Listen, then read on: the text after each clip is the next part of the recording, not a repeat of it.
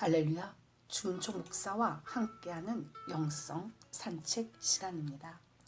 여호수아 3장에 보면 이스라엘 백성들이 430년간 애굽의 노예 생활을 하다가 해방되어서 40여 년간의 강야 생활 끝에 꿈에도 그리던 약속의 땅 가나안을 눈앞에 두고 요단강만 건너면 되는 감격적인 장면이 기록되어 있습니다. 이런 상황에서 여호수아는 새벽부터 일어나서 요단 강가에 진을 치고 준비했죠. 여호수아는 이스라엘 백성을 시딤에서부터 요단 강가까지 인도하기 위해서 새벽 일찍 일어났습니다. 이는 그가 얼마나 약속의 땅 가나안을 사모하였는지 단적으로 보여주는 것이죠. 여호수아 3장 1절 말씀 큰 소리로 다 같이 읽습니다. 또 여호수아가 아침에 일찍이 일어나서 그와 모든 이스라엘 자손들과 더불어 시딤에서 떠나 요단에 이르러 건너가기 전에 거기서 유숙하니라. 여호수아는 이제 강야의 모든 고난을 벗어버리고 약속의 땅으로 들어가기 위해서 요단 강가를 향하여 간다는 생각에 아침 일찍 들뜬 마음으로 잠자리에서 일어났습니다. 여호수아는 이스라엘 백성을 요단 강가에 도착하는 대로 즉시 건너 보내지 아니하고 그곳에서 유숙시켰죠. 이는 아무리 빨리 약속의 땅을 밟고 싶다고 하더라도 먼저 하나님의 말씀을 기다리는 그의 신중함을 보여주는 것이죠. 하루의 시작을 주님을 부르며 그의 얼굴을 구함으로써 시작하는 사람과 신문을 찾으며 이 세상에 대한 정보와 지식을 구하며 시작하는 사람은 분명한 차이가 있습니다. 전자는 주님의 영으로, 후자는 세상의 영으로 채워지고 그 영으로 살게 되는 것이죠. 기도는 주님을 바라보는 것입니다. 당신의 마음, 당신의 시선이 주님을 향할 때 하늘문이 열리고 빛들이 당신을 향하여 내려오기 시작합니다. 당신이 그것을 느끼든 느끼지 못하든 그 사실은 바뀌지가 않죠. 기도하는 동안 그 빛들은 당신을 감싸고 있으며 그 빛은 당신을 변화시키기 시작합니다. 모든 좋은 것들은 기도를 통해서 하늘에서 내려옵니다. 기도하지 않고 주를 바라보지 않는 사람은 변화되지 않으며 아무리 애쓰고 노력해도 생명의 열매를 맺을 수가 없습니다. 수많은 실패를 경험한 후에야 그는 단순하고 좋은 길인 주를 의뢰하는 자리로 나오게 되죠. 우리가 너무나 잘 알다시피 한글로 번역된 신약 성경에 말씀으로 번역된 헬라어에는 두 가지가 있죠. 바로 로고스와 레마입니다. 두 단어 모두 말씀이라는 뜻을 가지고 있지만 약간의 개념상의 차이가 있죠. 로고스는 일반적으로 성경에 기록된 하나님의 말씀을 의미합니다. 세상의 모든 사람에게 개방적으로 선포된 하나님의 말씀이죠. 우리가 일상적으로 읽는 성경 말씀이 로고스며 설교를 통하여 듣는 하나님의 말씀이 로고스입니다. 로고스는 성경을 통하여 전달하고자 하는 하나님과 영적인 진리를 가르치고 전달하는 효과가 있죠. 로고스는 영적인 생명을 유지하고 활동하며 영적으로 성장하는 데 꼭 필요한 영적인 양식입니다. 그러므로 바람직한 신앙생활을 위하여 우리는 날마다 규칙적으로 로고스를 접해서 신앙생활에 필요한 영적인 양식과 지식을 쌓아가야 하죠. 그러나 레마는 지금 나에게 주시는 하나님의 말씀입니다. 레마는 로고스 중에서 지금 나에게 주관적으로 전달되는 특정한 말씀이죠. 레마는 주로 성령의 인도함을 받을 때 하나님이 말씀하시죠. 우리는 어떠한 일이 있어도 하나님의 지시를 먼저 꼭 받아야 됩니다. 때때로 닥쳐오는 인생의 어둠 속에서 우리가 할 수 있는 일은 무엇일까요? 회당장 야이로는 자신의 딸이 죽어갔습니다. 이 죽어가는 딸을 살리기 위해 믿음으로 예수님을 집으로 모시고 가죠. 그런데 그가 예수님과 동행하는 동안 드라마틱한 사건이 벌어지죠. 오랫동안 피를 질질 흘리는 혈루증을 앓던 여인이 믿음으로 예수님의 옷자락만을 만지고도 깨끗함을 받죠. 그 장면을 목격한 야이로의 마음속엔 기대감이 가득했을 것입니다. 하지만 마침 그때 딸이 죽었다는 소식을 듣게 되죠. 붙들고 있던 희망의 빛이 완전히 사라져버렸습니다. 자식이 죽었다면 대부분의 부모들은 극도의 두려움과 절망감에 휩싸여 공황 상태가 되었을 것입니다. 혈루증 여인은 고쳤는데 내 딸은 왜? 라는 원망이 먼저 튀어나왔을지도 모르죠.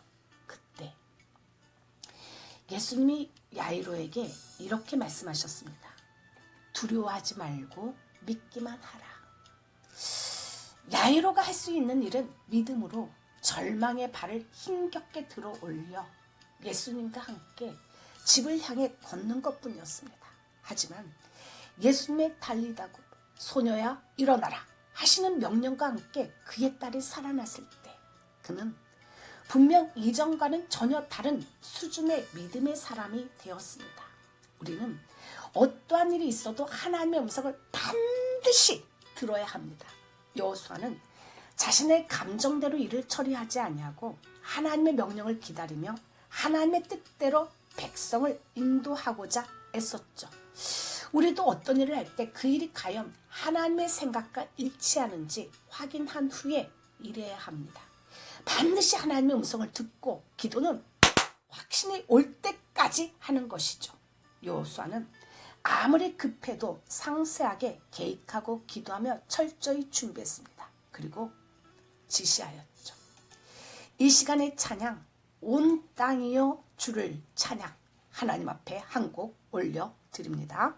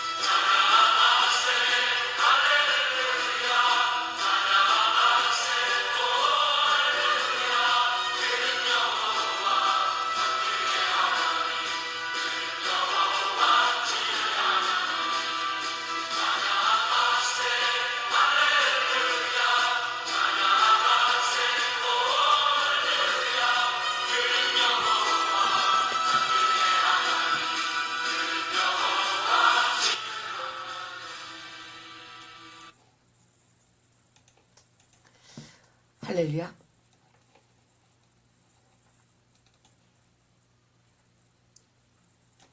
여호수아는 아침에 일찍 일어나 백성에게 언약궤를 매기에 앞서 언약궤를 따르는 일에 대해서 소개하였죠.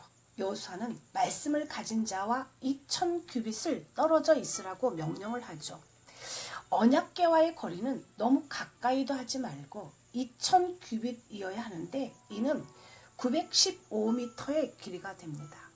다 같이 여호수아 3장 4절 말씀 같이 읽습니다. 그러나 너희와 그 사이 거리가 2000 규빗쯤 되게 하고 그것에 가까이 하지는 말라. 그리하면 너희가 행할 길을 알리니 너희가 이전에 이 길을 지나보지 못하였음이니라 하니라. 행진할 때 언약궤와의 일정한 거리를 유지하라 라는 것은 언약궤의 신성을 강조하는 말이죠. 세상적인 생각, 즉 세속인의 접근을 막고자 하는 뜻이 담겨져 있습니다. 이는 하나님의 임재에 대한 경외와 존경을 표시하고 경고망동한 일이 생기지 않게 하는 것이죠. 아버지가 목사님이시면 나의 아빠, 이전에 주의 종으로 바라봐야 된다는 것이죠. 어머니가 주의 종이면 나의 엄마, 이전에 주의 종이라는 것입니다. 그것을 침범하지 말라는 것이죠. 하나님의 비밀을 맡은 사람이 인정과 육에 하나가 되지 말라는 것이죠. 915m의 거리를 두라는 겁니다. 여호수아는 자신이 서 있는 모든 것에 오로지 하나님의 신, 하나님의 영만이 흘러가기를 강하게 원하였던 것입니다. 이는 힘으로 되지 아니하고 능으로 되지 아니하고 오직 나의 영으로 되느니라. 오직 하나님의 영이 강하게 임재하시고 흘러가옵소서. 여호수아는 철저하게 하나님만을 의지하였습니다. 고린도전서 4장 1절에 사람이 마땅히 우리를 그리스도의 일꾼이요 하나님의 비밀을 맡은 자로 여길지어다. 비밀을 맡은 자란 하나님과 가장 가까이 있으면서 하나님의 집의 모든 일을 맡아 섬기는 사람입니다. 즉 하나님의 나라의 비밀을 가진 자이죠. 하나님께서 하시는 일을 알고 행하는 사람이라는 말입니다. 하나님의 비밀을 맡은 자는 철저하게 신본주의로 가야 하죠. 늘 하나님의 뜻을 물어보면서 성령과 동행해야 합니다. 무조건 하나님 편에서 생각하고 하나님 위주로 가야 하죠. 우리가 두려워해야 할 것은 우리 안에 성령이 소멸되고 있는가 하는 것이고 하나님에게서 떠나 있는가 하는 것이며 내가 신본주의를 버리고 인본주의로 가고 있는가 하는 것입니다. 그런데 그리스도의 비밀을 맡은 자가 인간과 하나가 되어갑니다. 하나님의 말씀을 가진 사람이 자식과 하나가 되고 남편과 하나가 되고 사람들과 하나가 되어서 성령은 점점 소멸하고 약해져 가죠. 육신의 생각은 사망이요 영의 생각은 생명과 평안인데 점점 사람과 친해지면서 하나님의 말씀이 안 들리고 사람의 말과 섞여서 맛있는 짬뽕이 되어 있습니다. 성경은 성령을 소멸치 말라고 했죠. 성령이 누구입니까? 성령은 곧 하나님의 영이 아닌가요? 그런데 하나님의 사람들이 육신과 하나가 되니 성령은 점점 소멸되고 영혼의 힘을 잃고 황폐화되어 갑니다. 중독이란 악한 기운, 악한 에너지가 그의 속에 들어온 것이며 그는 영이 약하여 그 에너지를 통제를 할 수가 없는 것입니다. 알코올 중독, 도박 중독, 섹스 중독, 쇼핑 중독, 게임 중독 등 중독의 증상은 다양하죠. 그의 속에 있는 악한 에너지는 계속 동일한 행동을 요구하며 배가 부를 때는 얌전합니다. 그러나 배가 고프면 그 영은 동일한 에너지의 공급을 요청하고 그 공급이 될 때까지 사람을 괴롭히죠. 그보다 강한 성령의 영을 받기까지는 그들은 견딜 수가 없습니다. 계속해서 밥을 주지 않으면 그를 가만히 두지 않죠. 흔히 이런 이야기를 합니다. 술을 마시는 사람은 처음에는 그가 술을 마시고 다음에는 술이 그를 마시고 나중에는 술이 술을 마신다는 것입니다. 이것은 술을 마시는 사람이 처음에는 자기의 의지를 가지고 술을 마시지만 차츰 자기의 의지를 상실하고 술에 의하여 지배를 받게 되는 것을 말하죠. 대부분의 중독은 사람이 자기의 뜻대로 가는 것이 아니고 어떤 힘에 의해서 끌려가는 것입니다. 자신은 정말 그것을 원치 않는데도 끌려가죠. 술을 마시면 차츰 사람의 의지가 소멸됩니다. 처음에 이성을 보든 술을 마시든 도박을 즐기든 그는 그것에 대하여 별로 빠지지 않습니다. 처음에 그는 그것에 대하여 신선한 즐거움을 느끼죠. 그의 일상이 지루하고 스트레스가 많았기에 신선한 재미와 자극은 그를 꼬시고 유혹하죠. 그는 그것을 좋아하기 시작합니다. 이 좋아한다는 것은 영혼의 문을 여는 거죠. 그것은 자신의 운명을, 즉 생명을 여는 행위입니다. 좋아함으로 그는 그것을 그의 영혼 속에 집어넣습니다. 그리고 그것이 반복되죠. 그 후에는 이제 주인이 뒤바뀝니다. 이제 그의 속에 들어온 기운은 그를 지배하기 시작합니다. 이미 그의 영혼 속에는 하나의 집이 형성되었고 그는 그릇을 채워줘야 하죠. 그렇지 않으면 그는 몹시 고통을 겪습니다. 실현의 고통처럼 마약의 금단 증상처럼 일단 사람의 속에 들어온 것은 쉽게 나가지 않죠. 귀신이 자기 집으로 삼았기 때문입니다. 그들의 목표는 한 가지죠. 그들은 악한 귀신들은 영혼을 사로잡기 원합니다. 삼손과 싸워 보았던 그들은 전공법으로 결코 승산이 없음을 잘 압니다. 그러나 사탄은 여자를 사용하죠. 그들은 삼손도 다윗도 일단 어떤 즐거움에 빠지게 되면 효과적으로 사로잡을 수 있다는 것을 잘 알죠. 도적이 온 것은 인생을 죽이고 멸망시키려 왔습니다. 요한복음 10장 10절에 도둑이 오는 것은 도둑질하고 죽이고 멸망시키려는 것뿐이요. 내가 온 것은 양으로 생명을 얻게 하고 더 풍성히 얻게 하려는 것이라. 여호수아는 새로운 땅, 미지의 땅, 젖과 꿀이 흐르는 가나안 땅에 들어가기 위해서 명령합니다. 너희와 그 사이 거리가 2000규빗쯤 되게 하고 그것에 가까이 하지는 말라. 그리하면 너희가 행할 길을 알리니. 지금 여호수아는 하나님의 힘과 위엄이 이스라엘 전체에 온전히 흘러가서 기필코 하나님의 승리를 가져오려고 합니다. 그러니 바짝 붙지 말고 2000규빗 즉 915m의 거리를 두고 그것에 가까이 하지 마라고 이야기하죠. 이렇게 하나님의 말씀 즉 언약궤와 거리를 두게 한 것은 하나님의 임재의 상징인 말씀에 대해서 법궤에 대해서 경외심을 심어주기 위함입니다. 아니 하나님의 비밀을 맡은 자가 말씀과 기도에 전념하지 않고 농사에 빠져서 상추를 갖다 주고 고추를 갖다 주면 좋아할까요? 일정한 거리를 두지 않고 요리를 해서 음식 배달이라 하면 기뻐하냐고요? 아니 달아납니다. 왜냐하면 하나님의 말씀을 가진 자가 하나님의 영이 흐르지 않고 육신이 되었기 때문이죠. 아무리 만나도 영혼이 상쾌하지가 않습니다. 하나님의 비밀을 맡은 사람이 말씀과 기도의 자리는 잃어버리고 어문 짓을 하면 육신이 되어 있죠. 하나님은 저 멀리 떠나 계시고 영혼에는 힘이 없고 죽고만 싶죠. 영혼 참 공고합니다. 그래서 사도 바울은 이야기를 하죠. 이제 내가 사람들에게 좋게 하랴 하나님께 좋게 하랴 사람들에게 기쁨을 구하랴 내가 지금까지 사람의 기쁨을 구하는 것이었다면 그리스도의 종이 아니니라. 사단은 우는 사자처럼 돌아다니며 삼킬 자를 찾고 있죠. 우리에게 새로운 즐거움을 주기 위하여 열심히 노력합니다. 그러한 재미도 모르고 사는 것은 너무나 시시한 삶이며 그리스도인의 삶은 융통성이 있어야 된다고 강변하죠. 가장 육적인 것이 가장 영적인 거라고 개변을 늘어놓습니다. 내가 술 중독, 섹스 중독, 세상 중독이라고 이거사 너는 종교 중독이야 종교 중독 하면서 하나님의 사람을 상처를 주고 하나님으로부터 떼어놓으려고 발광을 하죠. 하나님을 떠나면 죽는데도 말입니다. 진정한 중독은 주님께 대한 중독입니다.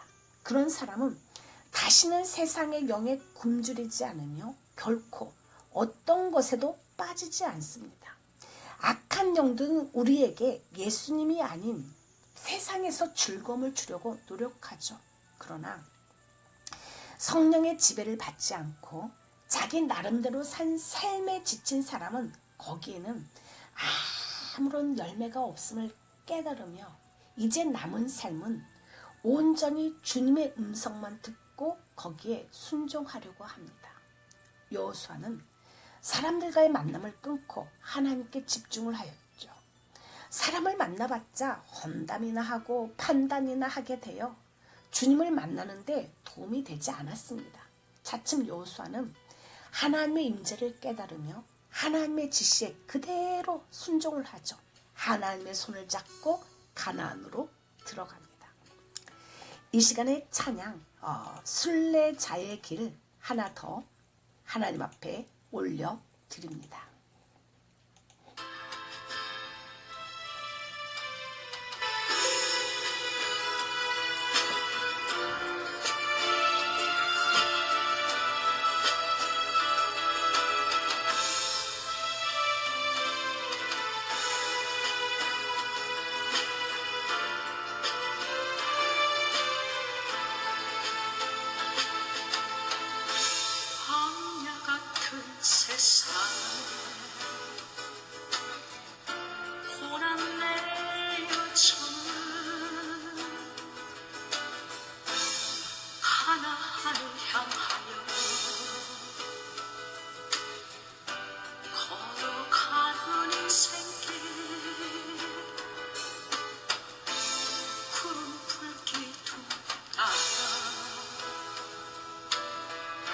지친 나의 영혼이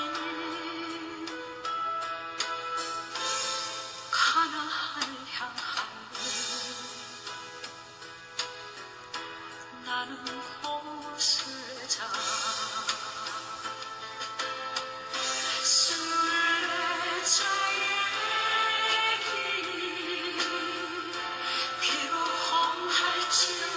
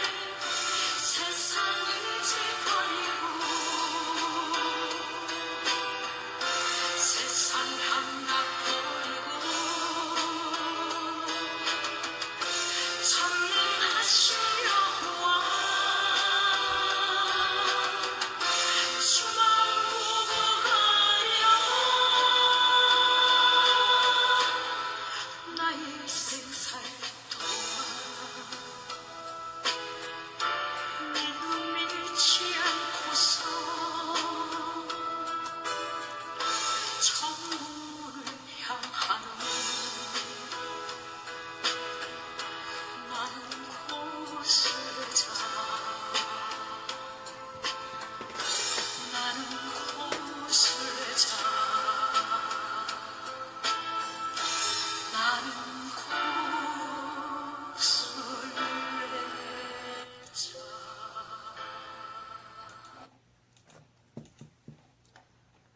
할렐루야. 하나님의 사랑과 하나님의 교회는 하나님이 친히 인도하시고 보호하십니다. 그런데 내가 좀 돈이 있고 힘이 있으니까, 그 가난한 개척교회와 목사님은 불쌍하니까 내가 도와주지 않으면 안 돼. 어떤 분은 가난한 개척교회 목사에게 팁을 던져주듯 하는 사람도 있습니다. 내가 돈 얼마라도 보내야지 하면서 자신의 힘으로 한 것처럼 생각하는 그 사람을 하나님은 싫어하시고 오히려 내쳐버립니다. 하나님의 역사는 전혀 일어나지가 않죠. 네가 하는 것 같니? 나의 종과 교회는 내가 지킨다. 성령이 이끌어가는 거야. 근데 네가 한다고 생각을 하냐? 그럼 여기까지다. 그만해라. 그러한 하나님의 말씀이 계속해서 들리면 저는 그 사람에게 헌금을 하지 말라고 합니다. 자신의 힘이 아니라 하나님의 힘으로 섬기는 것이요, 하나님을 동정하는 것이 아니기 때문입니다. 법궤를 앞세우고 법궤와의 거리를 두면서도 비무장시킨 것은 법궤의 권위를 보여준 것이었죠. 법궤는 스스로를 보호할 수 있으므로 무장 군인들에 의해 경호를 받을 필요가 없으며, 도리어 법궤가 그들을 보호했다는 것을 보여주는 것이었습니다. 무장된 군인들을 앞세워야 함에도 불구하고 비무장의 제사장들이 법궤를 메고 반마일이나 뒤에 군사들이 따라오게 한 것은, 전쟁은 하나님의 손에 달려 있으므로 먼저 하나님을 앞세우고 우리는 하나님을 따를 뿐이라는 하나님의 권위를 보여주는 태도죠. 법궤를 메는 제사장의 모습은 하나님의 존귀와 보호하심을 나타냅니다. 우리가 하나님을 존귀하게 대할수록 하나님은 우리를 존귀 여기죠. 말씀을 존귀 여기면 말씀의 능력이 나타나며, 예배를 존귀 여기면 은혜 충만함이 나타납니다. 하나님 앞에 버림받은 엘리 제사장이라 할지라도 그의 말을 존중히 여긴 한나는 하나님 앞에 구한 사무엘을 받습니다. 그리고 법궤를 존중히 여겨 제사장이 메고 갈 때 하나님은 이스라엘을 적과 꿀이 흐르는 땅으로 인도하셨죠. 우리는 하나님을 존귀하게 여기며 그분의 명령에 순종함으로 하나님의 능력을 소유하는 사람들이 됩니다. 모세가 홍해를 가를 때와 여호수아가 요단을 가를 때의 공통점은 하나님이 그곳에 함께 계셨다는 것이죠. 반면에 홍해 사건과 요단 사건의 차이점은 백성의 참여에 관한 것입니다. 모세가 하나님의 능력으로 홍해를 강하고 급한 바람으로 가를 때는 모든 백성이 하나님의 위대하신 능력을 바라보기만 하였습니다. 그러나 요단강을 가를 때는 백성의 대표인 제사장이 직접 언약궤를 메고 요단의 기적에 앞장서서 참여하였죠. 즉 홍해 사건 때 이스라엘은 애굽에서 막 빠져나와서 하나님을 향한 믿음이 성숙하기 전이었기 때문에 하나님은 그들을 위해서 긍휼을 베푸셨죠. 하지만 요단 사건 때에는 이미 이스라엘이 40년간 강해에서 믿음의 훈련을 받은 후였기 때문에 백성이 믿음을 가지고 하나님의 나라에 적극적으로 참여할 정도로 장성하였습니다. 이제 우리의 믿음도 어린아이가 아니라 장성한 믿음을 가졌다면 하나님께 바라기만 하지 말고 믿음으로 천국을 침노하며 차지하시기를 간절히 축복드립니다. 이 시간의 찬양, 우리 주의 성령이 내게 임하여 소리 높여 찬양합니다. 하나님 앞에 올려드립니다.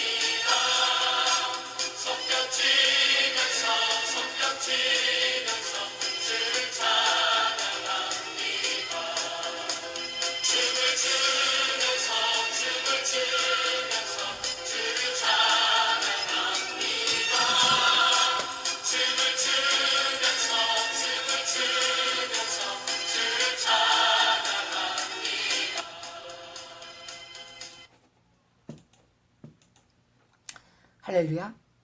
이스라엘이 요단을 건넌 시기는 눈이 녹아내려서 요단 강물이 넘쳐 흐르는 봄이었죠. 즉 이스라엘이 요단을 건널 때는 가장 건너기 힘든 시기였습니다. 마침 거대한 폭풍우와 비바람이 몰아쳐서 물이 넘쳐나는 것처럼 나의 삶의 모든 것에 물이 넘쳤습니다. 사업은 사업대로, 남편은 남편대로, 자녀는 자녀대로 거센 물이 얼마나 흘러 넘쳐 흐르는지 도무지 살 수가 없고 숨조차 쉴 수가 없습니다. 공황장애가 온 것처럼 가슴과 숨이 턱하니 막힙니다. 근심 한 보따리죠. 아니 다섯 보따리인가요? 요나는 고백합니다. 주께서 나를 깊음 속 바닷 가운데 던지셨으므로 큰 물이 나를 둘렀고 주의 파도와 큰 물결이 다 내 위에 넘쳤나이다. 물이 나를 영혼까지 둘러싸우며 깊음이 나를 에워싸고 바닷풀이 내 머리를 감쌌나이다. 내가 산의 뿌리까지 내려갔사오며 땅이 그 빗장으로 나를 오래도록 막았사오나 나의 하나님 여호와여 주께서 내 생명을 구덩이에서 건지셨나이다. 내 인생의 강야에서 앞으로 전진도 할 수도 없고 길이 보이지 않는 상황에서 하나님은 크고 위대하신 능력으로 요단의 물을 멈추게 하셨죠. 하나님은 우리가 생각하기에 이거는 도저히 불가능해 하는 바로 그 일을 이루시는 분입니다. 그러므로 우리 인생은 스스로 연약하다고 자포자기할 필요가 없죠. 나는 비록 약할지라도 전능하신 하나님이 우리를 인도하시기 때문입니다. 사단의 권세가 요단을 넘쳐 흐르는 강물처럼 거세게 그리스도인들을 삼키려고 하지만 우리는 하나님의 능력으로 능히 그것을 깨트릴 수가 있습니다. 할렐루야! 요단강을 건너게 될 이스라엘 백성들에게 하나님께서 두 번째로 요구하신 것은 전적으로 하나님과 관련된 것이죠. 즉 하나님은 그 어떤 피조물과도 비교할 수 없는 초월성과 존엄성을 가지신 거룩하신 분이십니다.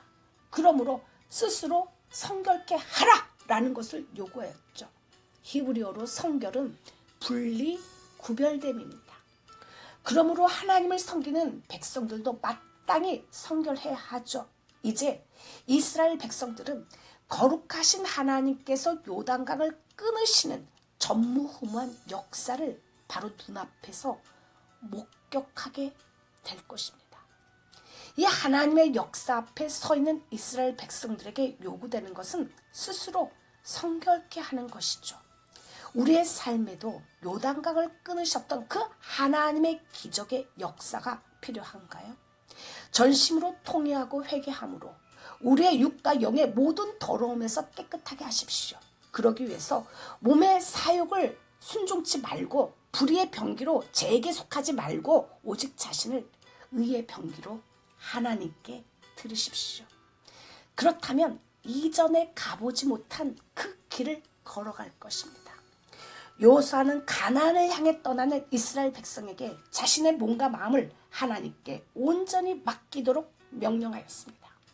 우리가 나아가는 길은 사람의 수단이나 방법에 의해서도 아니고 강한 군사력에 의해서도 아니라는 것입니다. 이러한 사실은 이미 백성 스스로 잘 알고 있었죠. 하나님이 행하실 놀랍고도 위대한 일을 알았습니다. 하나님은 남이 가보지 않은 길을 가고 남이 알지 못하는 일을 알려주셨죠. 또한 성결한 이스라엘 백성들에게 기이한 일을 행하셨습니다. 다 같이 여호수아 3장 4절과 5절 마지막으로 읽습니다. 그러나 너희와 그 사이 거리가 2000규빗쯤 되게 하고 그것에 가까이 하지는 말라. 그리하면 너희가 행할 길을 알리니 너희가 이전에 이 길을 지나보지 못하였음이라 하니라. 여호수아가 또 백성에게 이르되 너희는 자신을 성결하게 하라. 여호와께서 내일 너희 가운데서 기이한 일들을 행하시리라. 주님, 철저하게 하나님의 것이 되게 하시어서 세상과 짝하며 사람의 것이 되지 말게 하옵소서. 하나님이 기뻐하시는 성결이 있게 하시어 이전에 가보지 못한 하나님의 기이함으로 길을 열어 주옵소서. 예수 이름으로 기도를 올려드립니다. 아멘. 마지막으로 신실하게 하나님 앞에 올려드립니다.